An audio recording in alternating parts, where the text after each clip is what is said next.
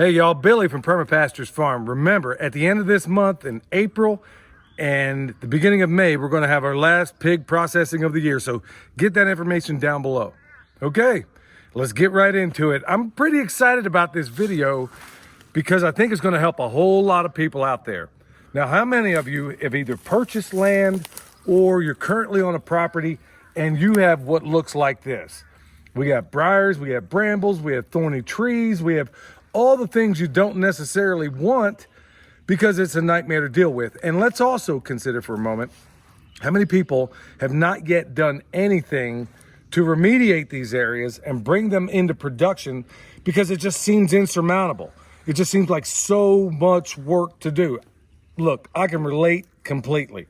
That's what this video is going to cover today, and the method in which we've come up with to make this palatable, to make this happen. First of all, you got to get your head around the idea that this isn't a war you win in miles. You win it in inches. And that's exactly what we're going to talk about today. So we have our rams up here. We got the ewes down the hill. Okay. This is what they've done. They're moving out of here today. And this is where they're moving to.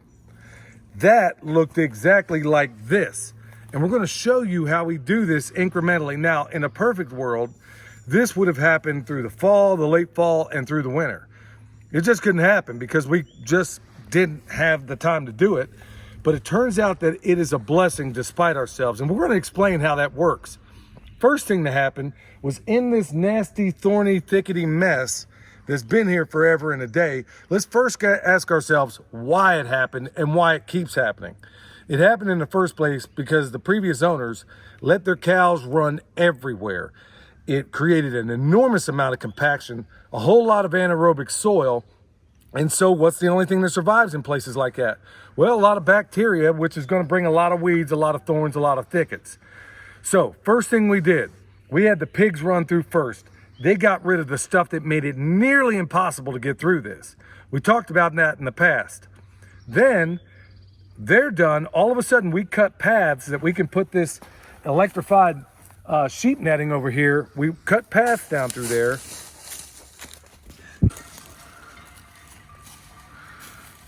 All right, y'all. I'm a little tuckered out. Walked up. If you can get maybe a sense of it, the sheep are down there in that last paddock. And here I am, still going up this mountain, and you can kind of get a sense of it there.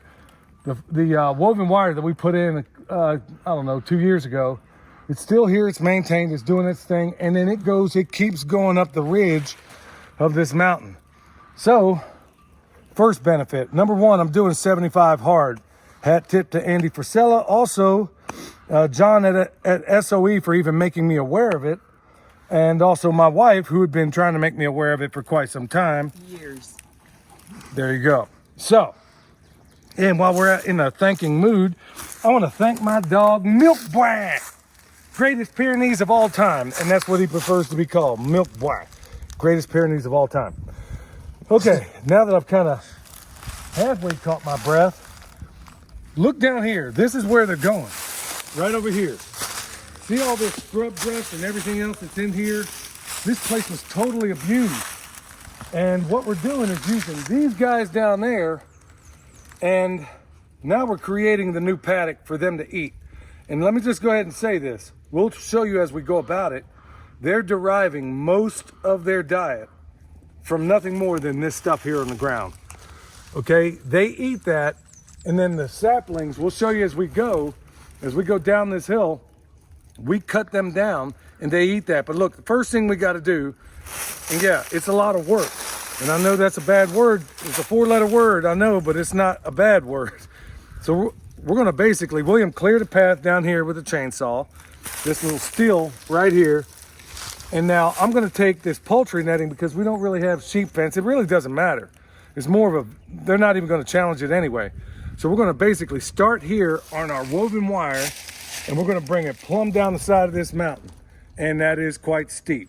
A little bit steeper we'd have to rappel, so let's get to it.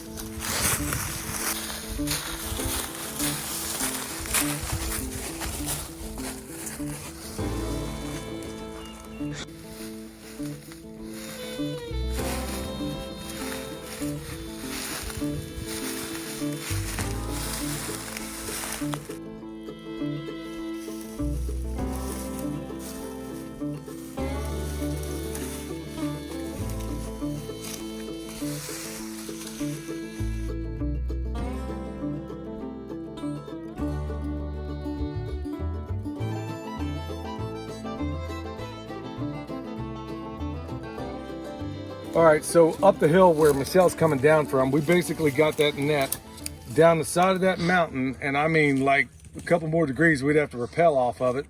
But these animals are perfectly suited for that. So here we are. This is one of the areas, and you can see how the ground is even pockmarked, where we left the pigs here longer than we ordinarily would because we needed them to wipe that out really, really good.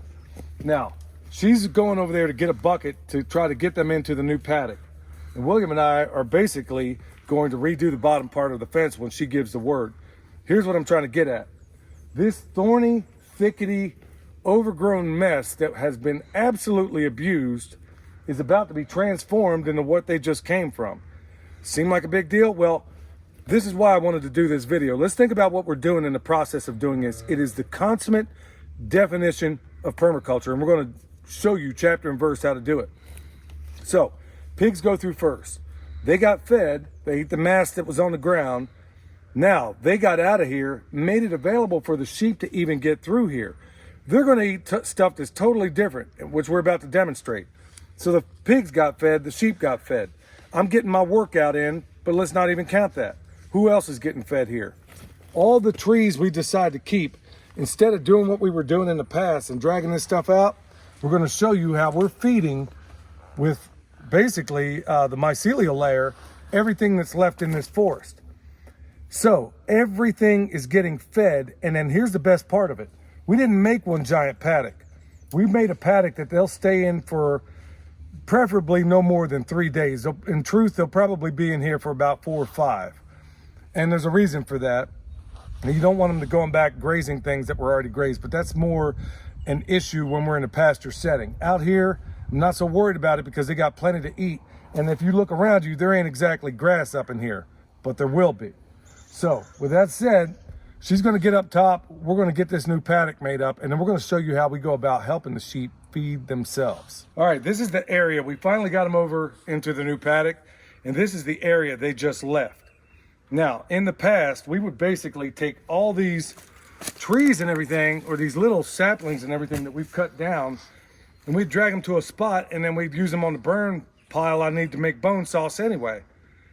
Foolish endeavor, especially when you look around, and I'm looking for a fungal dominant system here in the woods.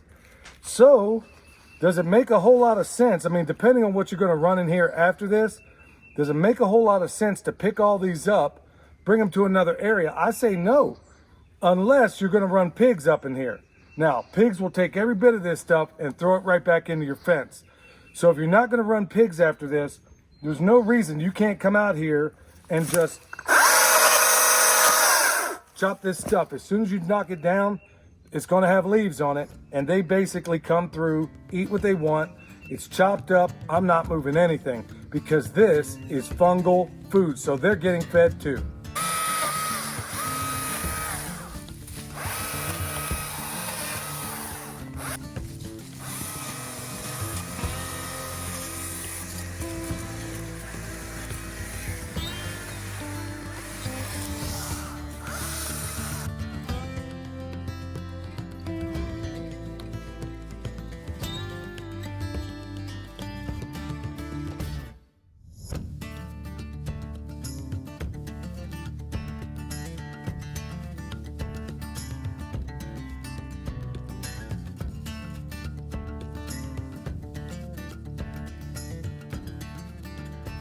Now, we did a fair amount of clearing up there yesterday, and we captured, I think, a fair piece of it, maybe not all of it. Now, we're gonna work down here because this is literally, quite literally, going down the side of a mountainside, and the only flat area we have is the one I'm standing on right now. It kind of goes up this way. A couple of important things I want to point out. You see that bale of hay that actually looks like straw? There's a reason for that. Now, we're gonna basically chop and drop everything just like we did on the top of the mountain, and we're gonna use this high-speed chainsaw to make that happen. But this ground is as hard as woodpecker lips. The only reason all of this stuff you see in there right now is because the ground was compacted. It's highly anaerobic. All the worst things that you don't want in the soil is happening right here. Well, what's gonna help loosen that up is what you see right over here. As far as we could, we basically got everything, all the pieces of wood chopped up as much as we could in this area. And then we've taken literally bales of hay and stuck it down. This would have been a better option in the winter for a whole variety of reasons that maybe I'll cover later. But what we're doing now, you can see all that thicket back there. All I'm gonna do at this point right now is keep cutting down what they need. That's how these guys are being fed. And frankly, their body condition is not that bad considering where they are. But in addition to that, we'll throw some of this hay down that they're barely gonna eat. There's a little bit of green grass down there, but they are more than squared away with what they have.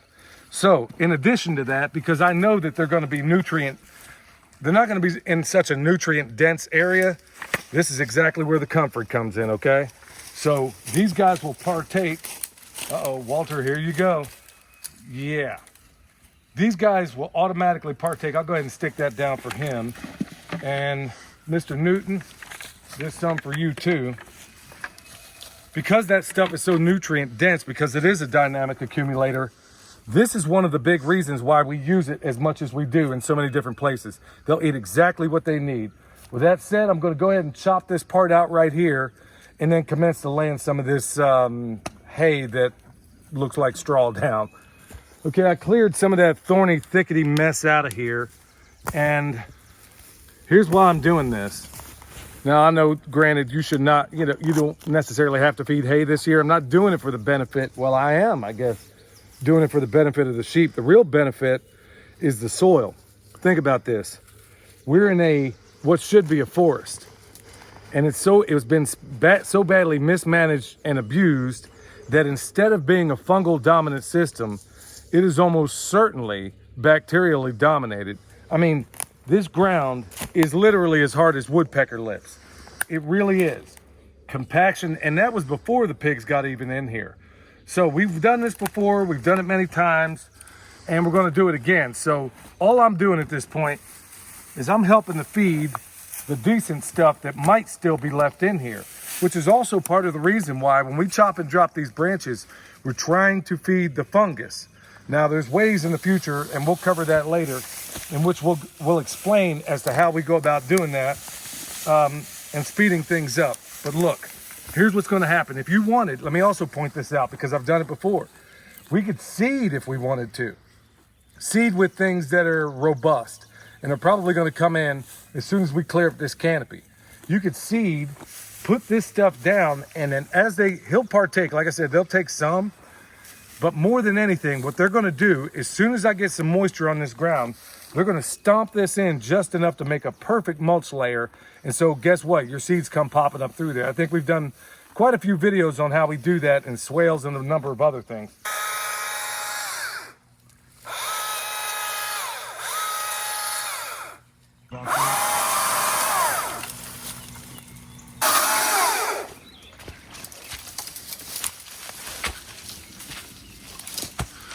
All right, there it is in a nutshell, y'all. We're getting rid of a bunch of trees that that are not at all what we want. And at the same time, the problem is the solution. I have junk trees, but guess what? I got garbage disposals. Let me not say it that way. I have animals that are thankful to have it. And their condition, as you can tell, seems, really quite good. Does he look like he's starving to you? Even though he should have shed his hair by now, but that's Michelle's old bottle, baby. Anyway. How beautiful is that? Everything gets fed, and we're doing it in 45 minutes a day. So here's one caution I want to make sure you know about. I'm not sure of your situation, but keep in mind, we generally don't like to leave them in a paddock at the most for 3 days. Biggest concern is going to be because they're going after the regrowth, and then you just set everything way back. Also, there's going to be parasite issues if you wait there too long. But we're probably going to give these guys about 5 days in each paddock. That's generally what it's taken for us to clear it. Like I said, you don't have to do it all at once. 45 minutes a day. And what really helps is if you can take a picture each day and see this thickety mess recede with every passing day. All right, y'all, if you need any of that comfrey I just gave them, you need bone sauce, world's best deer repellent. And thank you all you folks out there who are buying it and leaving such wonderful reviews about it. Remember, we got that pig butchery coming up here at the end of this month and the beginning of the next, and hope to see you all there. Till next time, this is Billy from Pastures Farm, where permaculture is my passion. And y'all, this is part of it. We'll see you next time.